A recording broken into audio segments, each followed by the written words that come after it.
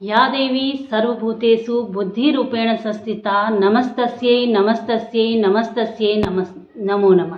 सादर नमस्कार। मैं रीता पांडे, असिस्टेंट प्रोफेसर नैनीताल से। सबसे मैं डॉक्टर अमित शर्मा जी का तहे दिल से धन्यवाद करना चाहूँगी, जिन्होंने इस ऑनलाइन प्लेटफॉर्म पर हायर एजुकेशन में बालिका शिक्षा कौन कौन सी प्रॉब्लम्स को फेस कर रही है बालिकाएं, उसके सॉल्यूशन के लिए क्या क्या उपाय किए जा सकते हैं, उस रिलेवेंट टॉपिक पे इश्यूज इस मुद्दे पर मैं बोलने के लिए उपस्थित हुई हूँ। एक बालिका जो हमारे देश का आधार है, एक बेस है, जो हमारे देश को एक स्तंभ प्रदान करती है, एक बालिका जो दो कुलों को रोशन करने का कार्य करती है, उस बालिका के संदर्भ में, उसकी शिक्षा के संदर्भ पे हम सभी का उत्तरदायित्व है, हम सभी की रिस्पॉन्सिबिलिटी है कि उसके एजुकेशन के फील्ड में हमें विशेष जो भी प्रोग्राम चलाए जा रहे हैं उस पर हायर एजुकेशन के रिगार्डिंग विशेष ध्यान देने की आवश्यकता है। वर्तमान समय में जो बालिकाएं हैं, तमाम तरह की हायर एजुकेशन के फील्ड में तमाम तरह की समस्याओं को फोकस कर रही है। उन समस्याओं के समाधान के लिए क्या क्या उपाय सरकार के द्वारा किए जा सकते हैं, क्या क्या उपाय हमारे द्वारा किए जा सकते हैं, इस संदर्भ पे हम सभी को फोकस करना चाहिए। एक बालिका एक शिक्षा प्राप्त करने के लिए हायर एजुकेशन में के फील्ड तक पहुंचने के लिए कौन कौन सी समस्याओं को फेस करती है, वो उससे बेहतर कोई नहीं जान सकता।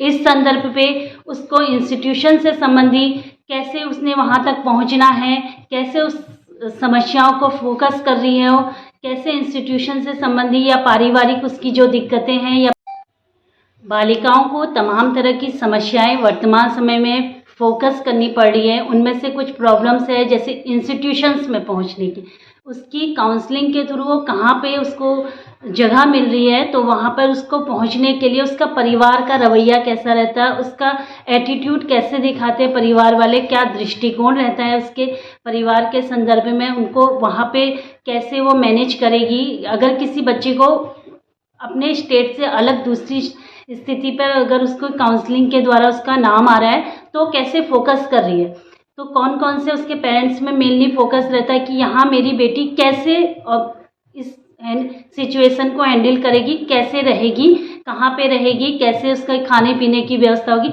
इस तरह की तमाम तरह की समस्याएं हैं जो एक बालिका के द्वारा फोकस की जाती है। इसके अलावा जो आर्थिक स्थिति है, फाइनेंशियल प्रॉब्लम है, समस्या, धन से संबंधी वित्तीय समस्याओं का जो फोकस करना पड़ रहा है। बहुत सी ऐसी पेरेंट्स ऐसे होते हैं जो इस एजुकेशन के फील्ड में अपनी जितनी उनकी सैलरी के अकॉर्डिंग हायर उसकी समस्या,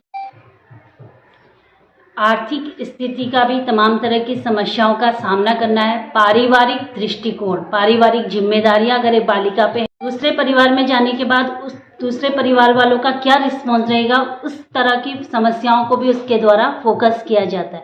इसके अलावा लाइब्रेरीज की समस्याएं रहती है, जहां पुस्तकों का अभाव हो सकता है, या अच्छी लाइब्रेरियों का नहीं उपस्थित होना, या फिर पढ़ाई के प्रति उनका नकारात्मक दृष्टिकोण होना, बेटे की शिक्षा पे ज़्यादा फोकस करना बालिकाओं की अपेक्षा, ट्रांसपोर्ट की समस्या, इस तरह की तमाम तरह की समस्याएं वर्तमान समय में बालिकाओं के द्वारा फोकस की जा रही है।